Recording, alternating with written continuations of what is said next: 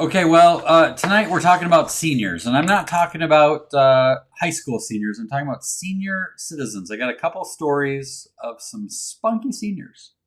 Spunky seniors. Here's a headline for this one. This guy is 100 years old, and he just broke a record for working at the same company for 84 years. Is that good? I guess I did. This is a story by Morgan Smith. I don't remember where I got this one, but Walter Orthman celebrated 2 major milestones last month, turning 100 and breaking the world record for longest career at the same company. He was just 15 years old when he began working as a shipping assistant at a textile company in Brazil called Industries Renault SA, now known as Renault-View, according to the Guinness World Records. Back in 1938, kids were expected, this is him saying this, back in 1938, kids were expected to work to help support the family. Dag nabbit. No, he didn't say that part. As the oldest son of 5, my mother took me to find a job at the age of 14. He applied for a job at a nearby weaving mill, and because of his strong proficiency in German, was hired on the spot. He continued to work at the same company for the rest of his career. Started as a shipping assistant, promoted to sales, and ultimately sales manager. So that's pretty cool. And he's got some advice, some career advice for all of us. The secret for finding a lifelong career that you love: follow your passions. Find an employer who aligns with your goals and values. He says, when we do what we like, we don't see the time go by. Adding that his status as a world record holder is his proudest achievement, as it should be. This guy's a Cal Ripken, kind of. He broke his own record, which he set in 2019 after working there for 81 years and 85 days. Throughout his 84-year career, Orthman has also learned that the secret to success is focusing on what is in front of you. I don't do much planning, nor care much about tomorrow, he said. All I care is that tomorrow will be another day which I will wake up, get up, exercise, and go to work. You need to get busy with the present, not the past or the future. Here and now is what counts. What do you think? Aw, I love it. Pretty cute. He is adorable. Oh my gosh.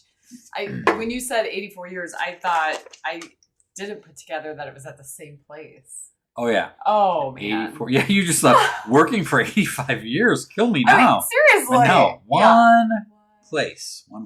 Did they say what they gave him, like, for his 80th? He got a gold watch. I know. That's what I was He got a pat on the back. A mug with the number 80 on it or whatever. So here is my final note on this. I love this.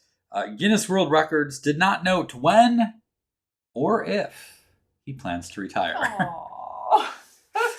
That's pretty good. But were you going to say something? I was going to say retirement is an interesting question in this conversation. Like, Apparently why hasn't he? I know. Yeah. It does beg the question. I mean, he's living in the present. He must love what he does, right? He's got records to dominate and obliterate. Right? He's like the GOAT. He's Tom Brady. He's like Tom Brady. Catch me if you can. Kids, come at me. Come at me, bro. Right?